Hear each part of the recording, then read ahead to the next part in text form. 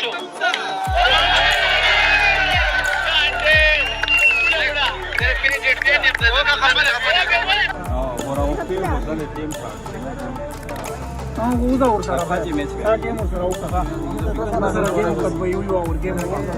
ملګرو تاسو لیدای شئ چې پاکستان کرکټ ټیم انټرنیشنل پلیئر خوشدل شاه او راهید الله اور په بوډاګي د یو بل سره په بنو کې ملاقات کړي دي یو بل سره لیده کاته کړي دي دا تاسو لیدای شئ چې کرکټر خوشدل شاه او بوډاګي په بنو کې فائنل میچ هم کړي دي چې ډیر زیات مینوال ورته راغلي دي الله تعالی چې چاله عزت ورکوي هغه هم داسې وي چې بوډاګي په ډیر لږ وخت کې مشهور شو دا بوډاګي زموږ د علاقې دیر لویر لال قلا سره تعلق لري